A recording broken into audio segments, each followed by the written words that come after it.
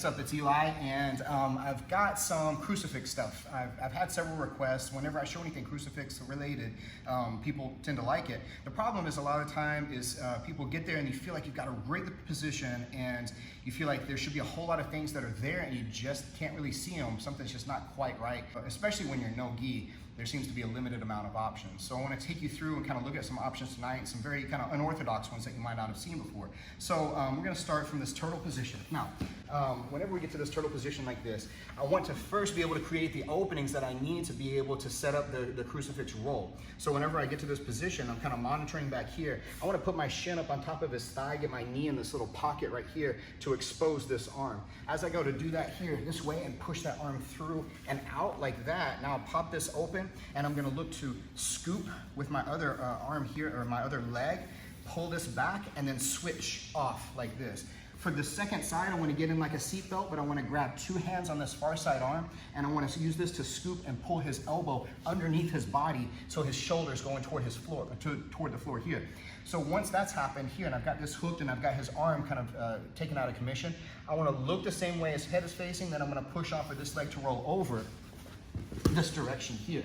So now once we've gotten to this position here, and we wind up here like this, the first thing I want to look to check for, because it's the easiest and the most exposed, is to just take this foot out and then cross my ankles over his wrist from there and push my heels down toward the floor like that. And I should have the fulcrum of my hips right here, so it's going to expose his arm, have a nice little short arm lock like that. Now, when we get to this position, it is possible that I could come through and get this one arm choke. I've already got his hand trapped. I've got this other arm trapped over here, and I could get the one arm choke. The secret, or one of the big key details to this one arm choke is that from here, I don't finish it necessarily by squeezing as much as I do. I grab his trap and I pull my elbow back here toward my lat like this. Once I do that, it's more forearm and a short choke rather than it is a full-on rear naked choke. So those are two good, like, immediate submissions as soon as we roll into this position right here. So now, kind of moving around the body, I want to look at some other things I might be able to get, because if he turns his chin this direction here, then it might be hard to finish for the choke. I might not have access to the arm. So what I'm going to look to do now is I'm going to come around and I want to bring my arm to the other side of his head over this direction. I want to push, my tricep is going to push his face away from me. I want to bring this top leg in to play like this. Now from here, I'm going to reach and grab underneath my leg. Now this might be a little bit of a flexibility move, but it's not as bad as it might look. I want to reach and grab underneath my leg, try to get my two hands together if I can, squeeze, and it makes a nice kind of tight compression choke on him like this here. So that's a kind of an unorthodox one like that. Now, you may get here and you're like, that's not gonna happen for me, or maybe he even traps my ankle between his two legs. If this happens here, then I'm probably not gonna finish that choke. But what I can do is take this arm here, I'm gonna turn it down and reach through this pocket right here. I'm gonna release his arm, because most of the time the guy will come up and he'll try to hug my leg because he's trying to work his way out of this position. So once we get here, you'll notice I'm grabbing his tricep with this hand like this. I'm gonna pull this arm out and post up on my elbow first, and then get to my knee right here. So now that I've got him setting up, you can kind of see from this direction, if we get here, I'm gonna reach through, grab that arm that was on his tricep, I'm gonna pull it through nice and deep, tight, and get the choke. From this angle over here, if you look what's happening, we get him posted up here on the knee like this. I'm gonna pull the arm through nice and tight, and it's this nasty head and arm choke that finishes kind of like a guillotine. Once I get into this position, if I don't feel like I'm going to get that guillotine choke like that, then what I'm going to do is I'm going to reach out a little farther.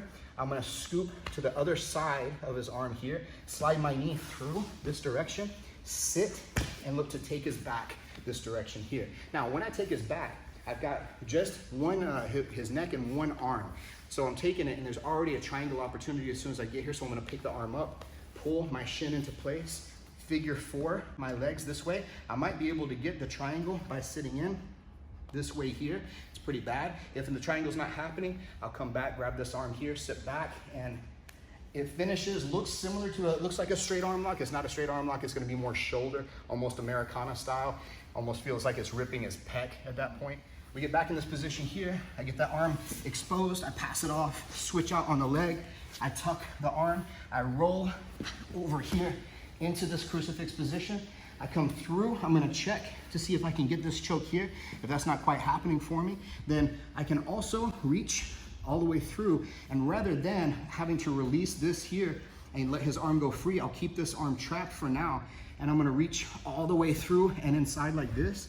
And then from there, I'm gonna go belly down here this way, and then look to set up a north-south choke off of that crucifix position. From here, I turn my head out, I squeeze here like that, and I've got a nice north-south transition as well coming off of that crucifix position. So these are some that maybe you haven't really exactly seen before. Maybe there's some that you have, and maybe a few little details that are different, but definitely some unorthodox things that, if nothing else, are gonna kind of get the guy panicked and moving and creating new spaces, new opportunities for you.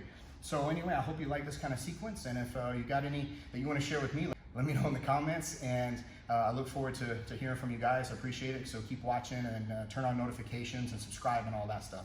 I appreciate it. Thank you.